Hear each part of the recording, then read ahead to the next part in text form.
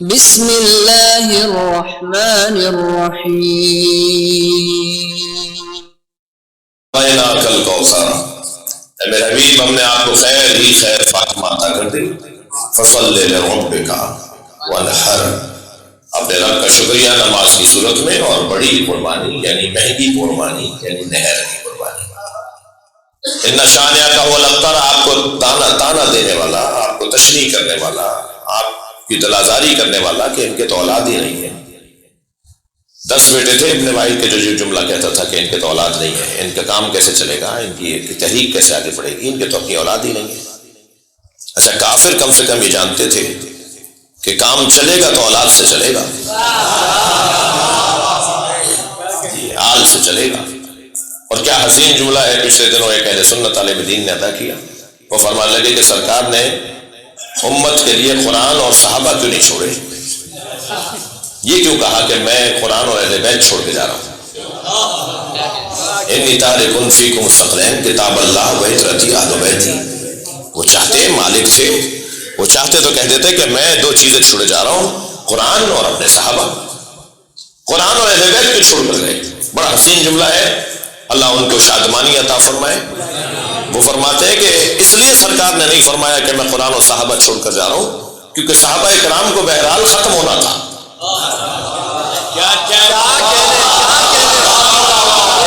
یعنی 100 سال بعد، 200 سال بعد، بہت زور لگے گا تو 300 سال کے بعد صحابہ کرام میں سے کوئی زندہ نہیں رہے گا.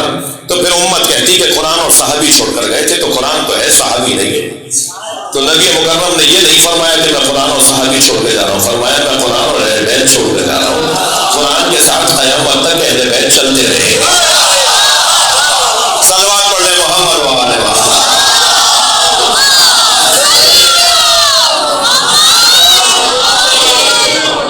یہاں جس نے تانا دیا تھا کہ ان کی اولاد نہیں ہے، اللہ نے اسے جواب دیا ہے کہ میرا نبی ایسی اولاد پائے گا کہ دنیا میں سب سے بڑا خاندان میرے نبی کا ہوگا. دنیا کا کون سا محلہ ہے جس میں سید نہیں رہتے؟ یہ کتنا بڑا خاندان ہے جو دنیا بھر میں نبی کا پھیلا ہوا ہے. اور ایک اعتبار سے جو سید ہیں وہ تو ہیں ہی نبی کی نسل، لیکن جو کلمہ پڑھنے والے ہیں وہ بھی نبی کا کلمہ پڑھنے والے ہیں، اس لیے وہ روحانی اولاد ہے. تو مقام جہاں ایک سید کا بلند ہے، وہاں باعمل غیر سید کا مقام بھی کسی سے کم نہیں ہے. لہذا یہاں نبی کو اللہ نے تسلی دی کہ تم گھبراؤ نہیں، آپ تمہارا دشمن بے نام و نشان رہے گا. آج جس نے تانا دیا تھا 10 بیٹوں کا باپ تھا، اس کی نسل کہاں ہے، اس کی اولاد کہاں ہے؟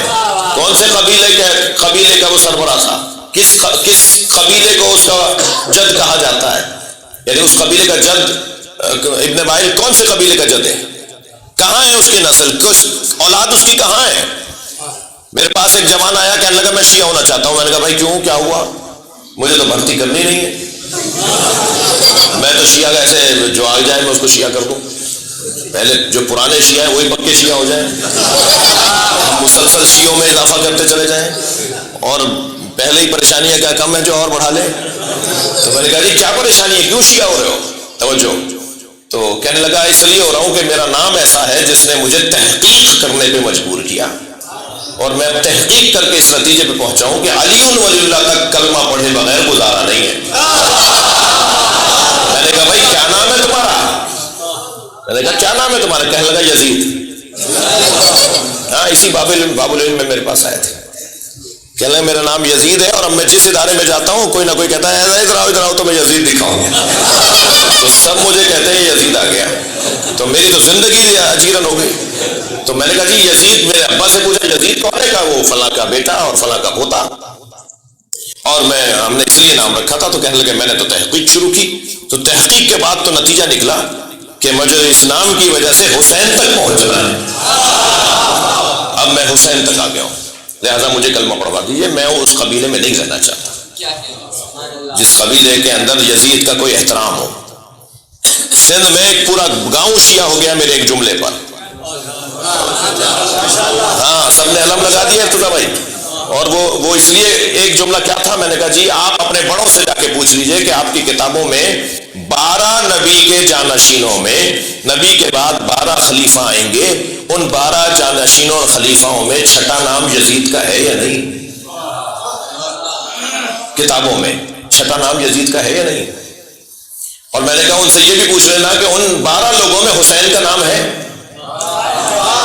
جن کے رہنماؤں میں حسین نہ ہو اور یزید چھٹا ہو، چھٹے کا جواب نہیں ہے، سلمان پڑھ لے گا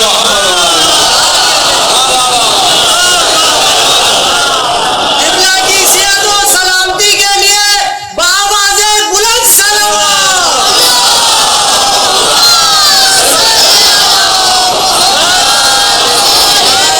تو میرا مضمون مناظرہ نہیں ہے میرے سنی بھائیوں کو کوئی یہ نہ سمجھے کہ میں کچھ ان کو شیعہ کرنا چاہ رہا ہوں، میرا مطلب ہرگز یہ نہیں ہے، میں تو پکے پرانے شیعوں کا اچھا شیعہ کرنا چاہ رہا ہوں، میرا یہ مطلب نہیں ہے، مجھ سے پیار کرتے ہیں، میں نے پہلے کہہ دیا کہ نہیں، مجھے وہ سنی بہت اچھا لگتا ہے جو لاکھوں شیعوں میں ہاتھ باندھ کے نماز کربلا میں، مشہد میں، نجف میں، جی شیعوں کے درمیان ہمیں 2 4 10 5 ادھر نظر آ رہے ہوتے ہیں، ہاتھ باندھے ہوئے نماز پڑھ رہے ہوتے ہیں، مجھے لاکھوں شیعوں میں ہاتھ باندھا ہوا وہ سنی بہت اچھا لگتا ہے، وہ ہاتھ باندھ کے بتاتا ہے شیعوں سے ڈرنا نہیں ہے، مارتے نہیں ہیں،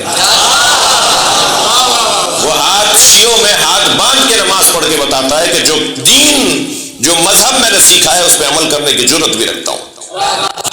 تو بہادروں سے تو ویسے ہی ہمیں پیار ہونا چاہیے، شجاعوں سے، بہادروں سے ہمیں پیار ہونا چاہیے، جو یہ عمل انجام دے رہا ہو اور وہ ہمت کا مظاہرہ کر رہا ہو ہمیں اچھا لگنا چاہیے، مگر عزیزو جتنا پیارا وہ سنی مجھے لگتا ہے جو لاکھوں شیعوں میں ہاتھ باندھ کے نماز پڑھتا ہے، اتنا ہی برا مجھے وہ شیعہ لگتا ہے جو 4 سنیوں میں ہاتھ باندھ لیتا ہے۔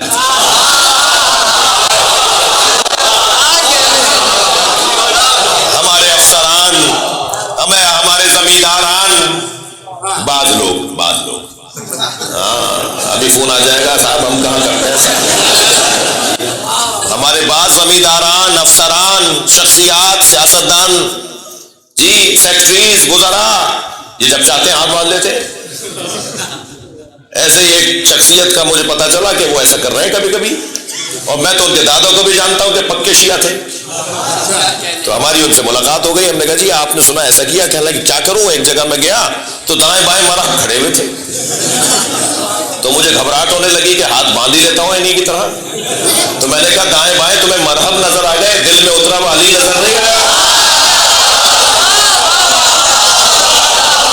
بھائی ہمت کرو، صلوات پڑھے محمد و آل محمد۔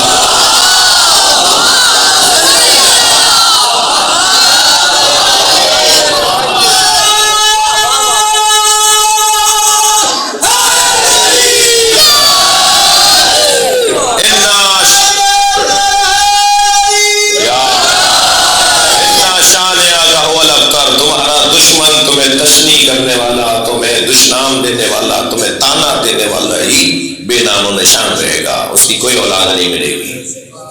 آج دنیا میں ان کی کوئی اولاد نہیں ہے، کر لیں مشق، کر لیں کوشش، نقصان اٹھائیں گے، اگر زدہ میں اپنے بچوں کے نام ایسے رکھے بھی نا تو نقصان ہوگا، لیکن الحمدللہ سیدہ کے چاہنے والوں میں اضافہ ہو رہا ہے،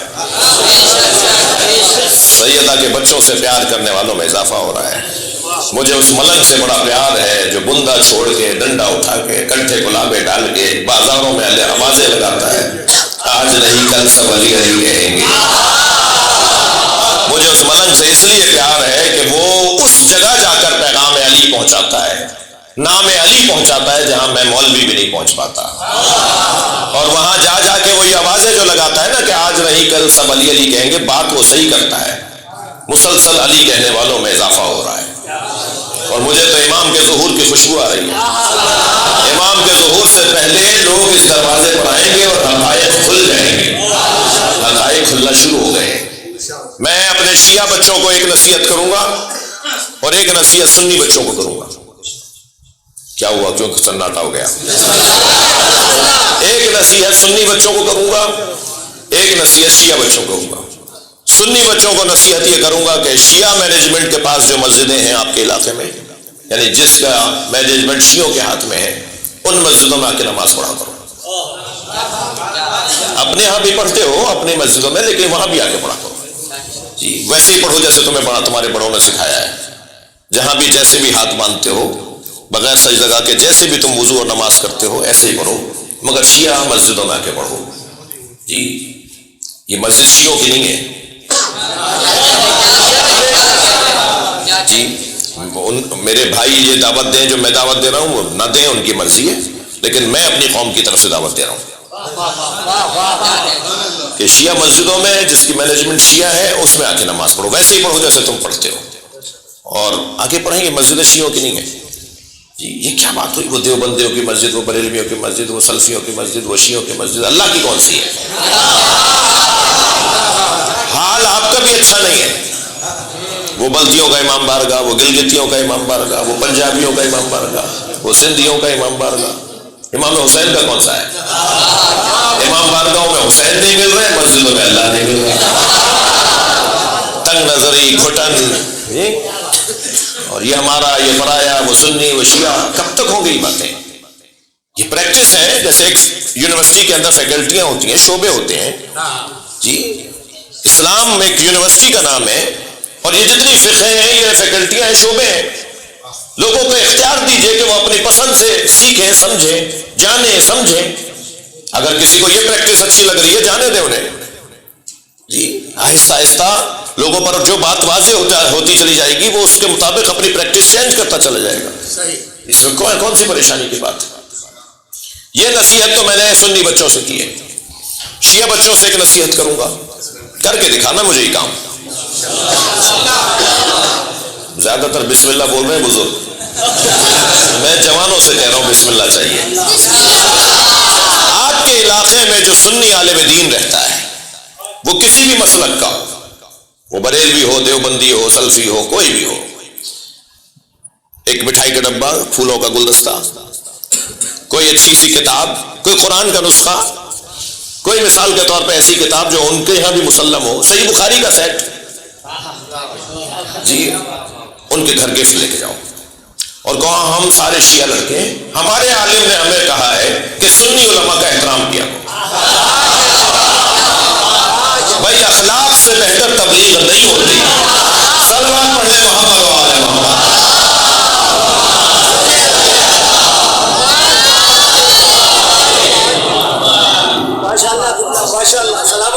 اِنَّ شَانِئَكَ هُوَ الْأَبْتَرُ, تمہارا دشمن ہی بے نام و شان رہے گا, یہ اللہ کا وعدہ ہے. بہت دیر لگا دی میں نے ایک نتیجے تک لانے میں. قرآن مجید میں ایک ایسی آیت ہے کہ جس آیت کا لب و لہجہ نبی مکرم کی کچھ کیفیات کو بیان کرتا ہے. بڑا گھر بنانا, اب اس کیفیت کو روشن کرنے کے لیے میں عرض کر رہا ہوں, بڑا گھر بنانا, کروڑوں روپے لگا کے گھر بنانا, یہ کتنا مشکل ہے. پھر اتنا ہی بڑا گھر جب بنا لیا جائے تو اس کو سنبھالنا اس سے زیادہ مشکل ہے. مہنگی گاڑی خریدنا پھر آسان ہوگا, مگر اس مہنگی گاڑی کو مینٹین رکھنا, سنبھالنا, یہ اس سے زیادہ مشکل کام. جس نبی کے پاس 1,23,999 نبیوں کی محنتوں کا سرمایہ تھا, اور پھر خود فرمایا کہ سارے نبیوں کی محنتیں ایک طرف اور مجھ مصطفیٰ کی محنتیں ایک طرف. ما اوتیٰ نبی قط کما اوتیت, کسی نبی کو اتنی اذیتوں کا سامنا نہیں کرنا پڑا جتنا اکیلے مجھ مصطفیٰ نے ایسی اذیتیں اٹھائی ہیں. سارے نبیوں کی اذیتیں ایک طرف, ہمارے نبی کی تکلیف ایک طرف. 1,23,999 نبیوں کی محنتیں سرکار کے پاس ہیں. کسی کی عمر 2,500 سال گزری, حضرت نوح کی عمر, کسی کی عمر 600 سال گزری, کسی کی عمر 300 سال گزری. سرکار کی عمر مبارک ہی 63 سال کی تھی. بار بار سوچ رہے ہیں کہ یا اللہ یہ اتنی محنت محفوظ کیسے ہوگی, یہ سب کچھ تو نے میرے حوالے کر دیا, اس کا تحفظ کیسے ممکن ہے. بار بار سوچ رہے تھے کہ یا اللہ یہ کیسے میں سنبھالوں گا, یہ میرے بعد کیا ہوگا. تو قرآن کی آیت سورہ مبارکہ ضحیٰ کی 4 آیت میں اللہ نے فرمایا وَلَسَوْفَ يُؤْتِيكَ رَبُّكَ فَتَرْضَىٰ, بہت جلد تمہارا رب اپنی ایک عطا تمہیں دے گا جس سے تمہیں راضی کر دے گا. تمہاری ساری پریشانیاں دور ہو جائیں گی. یہ ساری محنتوں کو محفوظ کرنے کی ایک عطا تمہارے حوالے کرے گا, ایک اپنی نوازش تمہیں دے گا, اپنی ایک عطا سے تمہیں نوازے گا.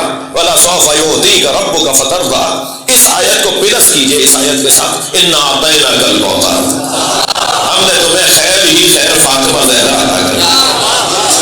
اللہ کی عطا کا نام فاطمہ ہے. بھائی اگر مجھے آیت اللہ سیستانی آیت اللہ خامنائی کی جانب سے کوئی رومال آ جائے، اس سے بھی بالا تر سوچئے اگر چھٹے امام کی طرف سے اور 10ویں امام کی طرف سے مجھ جیسے حقیر فقیر کو نوازا جائے اور ایک رومال ہدیے میں آ جائے تو میں اپنی جان سے زیادہ اسے عزیز رکھوں گا. میں اس رومال کو کسی قیمت میں دوں گا نہیں، اس لیے کہ ہدیہ بے قدر مہدی ہوا کرتا ہے. ہدیے کی قیمت بڑھتی چلی جاتی ہے جتنا دینے والا عظیم تر ہوتا چلا جاتا ہے. دینے والا جتنا عظیم ہوگا ہدیہ اتنا قیمتی ہو جائے گا. اب یہاں دینے والا اللہ ہے.